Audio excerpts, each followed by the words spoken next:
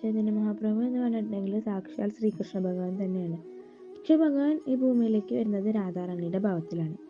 അതിന് കാരണം എന്താ വെച്ചിട്ടുണ്ടെങ്കിൽ ഒരു ഭക്തന് ഒരിക്കലും ഭഗവാനാവാൻ കഴിയില്ല, ഭഗവാൻ ഒരിക്കലും ഭക്തനാവാനും കഴിയില്ല.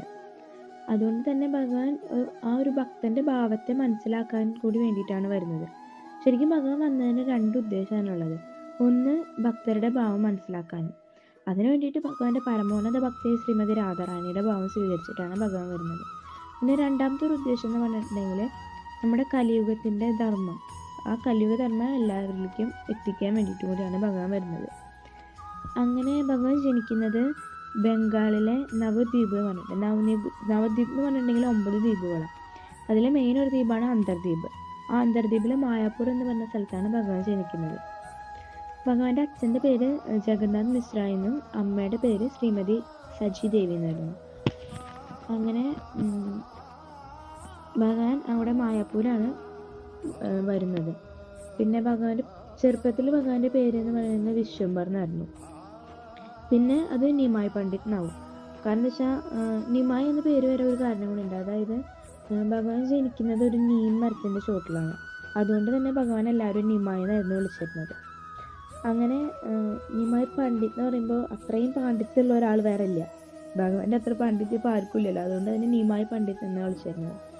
പിന്നെ ഭഗവാൻ ഒരു ഗുരുവിൽ നിന്ന് ദീക്ഷ എടുത്തിട്ട് പിന്നെ ചൈതന്യ മഹാപ്രഭു അങ്ങനെ പേര്, പിന്നെയാണ് ലാസ്റ്റാണ് ചൈതന്യ മഹാപ്രഭു എന്നാവുന്നത്. മെയിൻലി ഭഗവാൻ വരുന്നതിൻ്റെ ഉദ്ദേശം എന്ന് പറഞ്ഞിട്ടുണ്ടെങ്കിൽ യുഗധർമ്മത്തെ പ്രചരിപ്പിക്കാൻ, എല്ലാവരിലേക്കും എത്തിക്കാൻ, ആ യുഗത്തിൻ്റെ ധർമ്മം ഹരിനാമ സങ്കീർത്തനം എല്ലാവരിലേക്കും എത്തിക്കാൻ വേണ്ടിയിട്ടാണ്. പിന്നെ ഭഗവാനെ കുറിച്ച് കറക്റ്റായിട്ട് കൂടുതൽ ഡീറ്റെയിൽ ആയിട്ട് പറയുന്നൊരു ശ്ലോകം തന്നെ ഭാഗവതത്തിലുണ്ട്. അതായത് ഭാഗവതത്തിൽ 11ാമത്തെ സ്കന്ധത്തിൽ 5ാം അധ്യായത്തിൽ 32ാമത്തെ ശ്ലോകം. അതിലെങ്ങനെയാണ് പറയുന്നത്: കൃഷ്ണവർണം ത്വിഷാ കൃഷ്ണം സംഗോപാംഗസ്ഥ പാർഷദം യജ്ഞേ സങ്കീർത്തനപ്രായേ യജന്തീഹി സുമേധസ. അതായത് കൃഷ്ണവർണം ത്രിഷാ കൃഷ്ണ, അതായത് ഭഗവാന്റെ നോർമലുള്ള കളറിലല്ല വരുന്നത്, ഒരു യെല്ലോയിഷ് ഗോൾഡ് ആ ഒരു നിറത്തിലാണ് വരുന്നത്. ഭഗവാന്റെ നിറം എന്ന് പറഞ്ഞിട്ടുണ്ടെങ്കിൽ ഒരു യെല്ലോയിഷ് ഗോൾഡാണ്. അതും എല്ലാവരെയും ആകർഷിക്കുന്ന പോലെയായിരുന്നു ഭഗവാൻ. പിന്നെ അതുപോലെ തന്നെ നമ്മൾ ശ്രദ്ധിച്ചിട്ടുണ്ടെങ്കിൽ ഭഗവാന്റെ ബാക്കിയുള്ള ഓരോ അവതാരത്തിൽ, അല്ലെങ്കിൽ ഭഗവാൻ ബാക്കിയുള്ള ടൈമിൽ മുമ്പൊക്കെ ഭഗവാൻ കൃഷ്ണനായിട്ട് വന്നപ്പോൾ എന്തായിരുന്നു ഭഗവാന്റെ ആയുധം എന്ന് പറഞ്ഞിട്ടുണ്ടെങ്കിൽ കൈ തന്നെയായിരുന്നു.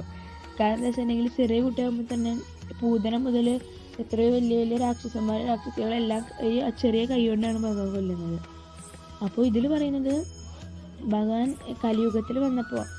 കലിയുഗത്തിൽ വരിക പറയുമ്പോൾ എല്ലാവരും ഈ ദുഷ്ടന്മാരെ അല്ലെങ്കിൽ അസുരന്മാരെല്ലാവരും അസുര സ്വഭാവമുള്ളവരെ വധിക്കാതെ പറയുന്നത് ഒരിക്കലും എന്താ പറയുക പ്രാക്ടിക്കൽ അല്ലായിരുന്നു. കാരണം എന്താ വെച്ചിട്ടുണ്ടെങ്കിൽ എല്ലാവരും ഒരുപോലെ, കലിയുഗം എന്ന് പറയുമ്പോൾ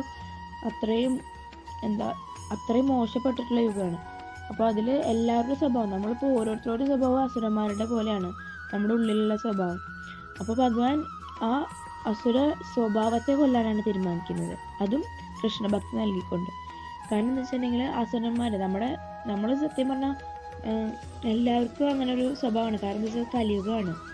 അതുകൊണ്ട് തന്നെ കലിയുഗത്തിൽ അങ്ങനെ അസുരന്മാരെ കൊല്ലപ്പെടുന്ന പിന്നെ ആരും ബാക്കി ഉണ്ടാവില്ല. അതുകൊണ്ട് തന്നെ ഭഗവാൻ അവരുടെ ഉള്ളിലുള്ള ആസുരിക സ്വഭാവത്തെ, ആ ഒരു മനോഭാവത്തെ മാറ്റുകയാണ്. അതും എങ്ങനെയാണ്? ഭഗവാന്റെ ഭക്തി, കൃഷ്ണഭക്തി നൽകിക്കൊണ്ടാണ് മാറ്റുന്നത്. പിന്നെ അതുപോലെ തന്നെ അതിൽ 3ാമത്തെ വരി പറയുന്നുണ്ട്, യജ്ഞേർ സങ്കീർത്തനപ്രായ. അതായത് നമ്മൾ ഓരോ യുഗങ്ങളിലും ഓരോ യുഗത്തിനും അതിൻ്റെതായ ധർമ്മമുണ്ട്. ചില യുഗത്തിൽ യജ്ഞങ്ങൾ ചെയ്യുക, തപസ് ചെയ്യുക, വിഗ്രഹാരാധന, അങ്ങനെ കുറേ ധർമ്മങ്ങളുണ്ട് ഓരോ യുഗത്തിലും. അപ്പോൾ നമ്മുടെ കലിയുഗത്തിൻ്റെ ധർമ്മം എന്ന് പറഞ്ഞിട്ടുണ്ടെങ്കിൽ സങ്കീർത്തനമാണ്. അത് ഹരിനാമ സങ്കീർത്തനം, നാമജപമാണ്. അപ്പോൾ യജ്ഞേർ സങ്കീർത്തനപ്രായ ഭഗവാനാണ് അവിടെ പറയുന്നത്. അതായത് യജ്ഞം എന്ന് പറഞ്ഞിട്ടുണ്ടെങ്കിൽ, ഭഗവാന്റെ യജ്ഞം എന്ന് പറഞ്ഞിട്ടുണ്ടെങ്കിൽ ഹരിനാമ സങ്കീർത്തനായിരുന്നു. പിന്നെ അതിൽ ലാസ്റ്റത്തെ ഒരു വരിയുണ്ട്, യജന്തീർ ഹി സുമേധസ. അതായത് ഇത് മനസ്സിലാക്കണമെങ്കിൽ ബുദ്ധിമാനായിട്ടുള്ള സുവേദസുകൾക്ക് മാത്രമേ ഇത് മനസ്സിലാവൂ പറയുന്നത്. അതായത് സുവേദസ് എന്ന് പറയുന്നത് ബുദ്ധിമാന്മാർ, അല്ലാതെ മണ്ടന്മാർക്ക് മനസ്സിലാവില്ല ഭഗവാനെ കുറിച്ച്. അതാണ് ഇതിൽ പറയുന്നത്. ഭഗവാൻ വരുന്നത് തന്നെ ഒരു എന്താ പറയുക, എല്ലാവരിലേക്കും ആ ഹരിനാമ സങ്കീർത്തനം എത്തിക്കാനാണ്. പിന്നെ ഭഗവാന്റെ അവതാരങ്ങളിൽ വെച്ച് ഏറ്റവും കാരുണ്യം നിറഞ്ഞ അവതാരം ചൈതന്യ മഹാപ്രഭുവിൻ്റെയാണ്. ചൈതന്യ മഹാപ്രഭുവിനെ ഒന്ന് കണ്ടാൽ തന്നെ നമ്മളൊന്ന് റിയലി ഭഗവാനെ കാണുമ്പോൾ തന്നെ ആ കാണുന്ന ആൾ എത്ര മോശപ്പെട്ട ആളായാലും എത്ര മോശ സ്വഭാവമുള്ള ആളായാലും അപ്പം തന്നെ അദ്ദേഹത്തിന് കൃഷ്ണാവബോധം, കൃഷ്ണഭക്തി ലഭിക്കുക എന്നാണ് പറയുന്നത്. അപ്പോൾ ശരിക്കും ഭഗവാനെ കാണുമ്പോൾ അപ്പം തന്നെ ഭക്തിയുടെ എല്ലാ ലക്ഷണങ്ങളും ആ വ്യക്തിയിൽ കണ്ടു തുടങ്ങുമെന്നാണ് പറയുന്നത്. പിന്നെ ഭഗവാൻ ചൈതന്യ മഹാപ്രഭുവായിട്ട് വരുന്ന സമയത്ത് കീർത്തനമായിരുന്നു ഭഗവാൻ മെയിന്. ഈ എല്ലാവരുടെയും കീർത്തനം ചെയ്തുകൊണ്ട് നടക്കും ഭഗവാൻ. പിന്നെ ഭഗവാന്റെ കൂടെ ഭഗവാന്റെ പാർഷദര് ഭഗവാനെ സഹായിക്കാനായിട്ട്, പിന്നെ അതുപോലെ ഭഗവാനെ സേവിക്കാനായിട്ടും ഭഗവാൻ മാത്രം ഒറ്റയ്ക്കല്ല വരുന്നത്, ചൈതന്യ മഹാപ്രഭുവായിട്ട് കൂടെ കുറേ പേരുണ്ട് ഭഗവാന്റെ സഹായത്തിന്. ഭഗവാൻ വരുന്നത് കാരണം എന്താ വെച്ചാൽ ചെറിയൊരു ലക്ഷ്യത്തിലല്ല, എല്ലാവരിലേക്കും ഹരിനാമ സങ്കീർത്തനം എത്തിക്കാൻ വേണ്ടിയിട്ടാണ്. ശരിക്കും ചൈതന്യ മഹാപ്രഭു വന്നില്ലായിരുന്നെങ്കിൽ നമുക്ക് ആർക്കും ഇന്നും ഭഗവാൻ ആരാണ് അല്ലെങ്കിൽ ഹരിനാമം നമുക്ക് കിട്ടില്ലായിരുന്നു. അപ്പോൾ ചൈതന്യ മഹാപ്രഭു എന്ന് പറഞ്ഞിട്ടുണ്ടെങ്കിൽ ഏറ്റവും കൂടുതൽ കാരുണ്യം നൽകുന്ന ഒരു അവതാരമാണ് ഭഗവാന്റെ. ചൈതന്യ മഹാപ്രഭു രാധാറാണിൻ്റെ ഭാഗത്തിൽ വന്നു എന്ന് പറഞ്ഞല്ലോ. അപ്പോൾ അതിന് ചെറിയൊരു എക്സാമ്പിൾ പറയുകയാണെങ്കിൽ, ഇപ്പോൾ ഒരു ടീച്ചർ പറയുമ്പോൾ അവർ സ്കൂളിൽ പോകുന്നു, പഠിപ്പിക്കുന്നു. ആ ടീച്ചർ ഓരോ കുട്ടികളെ പഠിപ്പിക്കുന്നതോറും ആ ടീച്ചർ ആ കാര്യത്തിനെ കുറിച്ച് കൂടുതൽ മനസ്സിലാക്കുകയാണ്, കൂടുതൽ അറിയാണ്. അതുപോലെ തന്നെ ഭഗവാൻ ചൈതന്യ മഹാപ്രഭുവായിട്ട് വരുമ്പോൾ നമുക്ക് ഓരോരുത്തർക്കും ഈ ലോകത്തിലെ എല്ലാവർക്കും എന്താണ് ഭക്തി, ആ ഭക്തിഭാവത്തെക്കുറിച്ച് എല്ലാവർക്കും ആ ഭക്തി എത്തിക്കുന്നതോടൊപ്പം ഭഗവാൻ ഒരു ഭക്തൻ്റെ ഭാവം അതെങ്ങനെയാണെന്ന് മനസ്സിലാക്കുക കൂടിയാണ്. അപ്പോൾ ചൈതന്യ മഹാപ്രഭു എന്ന് പറഞ്ഞിട്ടുണ്ടെങ്കിൽ സാക്ഷാൽ ഭഗവാൻ തന്നെയാണ്. പക്ഷെ ഭാവം ശ്രീമതി രാധാറാണിയുടേതാണെന്നുള്ളൂ. ഏറ്റവും കാരുണ്യം നിറഞ്ഞ ഒരു അവതാരം അതാണ് ചൈതന്യ മഹാപ്രഭു എന്ന് പറഞ്ഞിട്ടുണ്ടെങ്കിൽ.